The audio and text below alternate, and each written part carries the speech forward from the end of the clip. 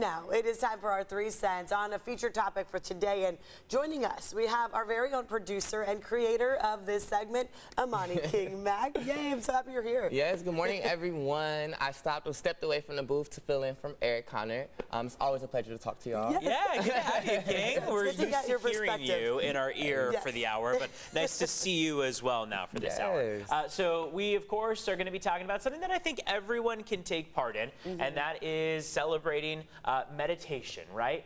Garden Meditation Day.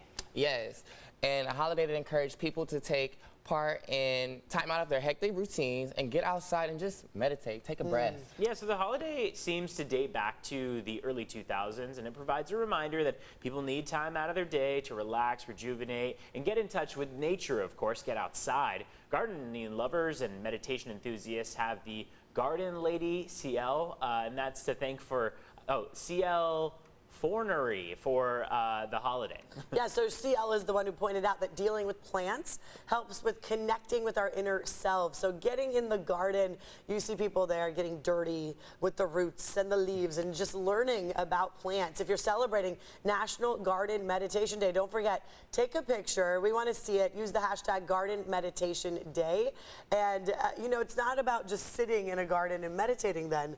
It's more getting in the garden. Exactly, and I think like a huge part of it is meditating in nature or being outside. So for some people, it's not even taking the time to meditate. It is just sitting, taking in the view, listening to the leaves move around. Yeah. It's so much about being outside. Nature just brings a whole different vibe to peace. Yeah. Like, it takes you outside of your house. It takes you outside of anything of your normal, routine. I feel like we live in San Diego, the finest city. So right. Going to the beach even. Sitting on the beach, it just takes your time to just breathe it out. And there's no time of the year that you can't do that in San Diego. Exactly. Sometimes you need a sweater, sometimes you don't. No big deal. Exactly. King, we know as producer of this show, it gets wild for you, multitasking to a whole nother level. I can't imagine doing what you do. So for you, how do you try to unwind? I mean, it's a busy, hectic 9 hours pretty much that you go through. A ridiculous schedule to say the least. I think I find peace in taking the times that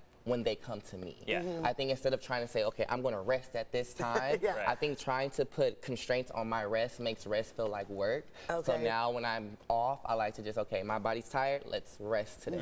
Let's go out, let's get in the jacuzzi, let's clear my mind from all this craziness. So you check in with your body. Yes. What does my body need right now? And this is genius. I think that, like, finding those just kind of small moments, it doesn't have to be a long period of time. You can take 10 minutes to just sit outside or 15 minutes to read a couple pages of your book. Yeah. And it's finding those small times. Even during our shift, we can sometimes find them in the day where after a show, we get, a quick 10 minutes in of just taking a deep breath, maybe reading an article or something. Even though it is still sometimes work related, it just slows things down a bit. It does. I go outside a lot just to get a little bit of fresh air because we're in the studio. Yeah, you need exactly. Fresh air helps. And it's something about stepping away that gives you that good clarity of coming back in. Okay, so something to keep in mind today as you're headed off to work. We'll be right back.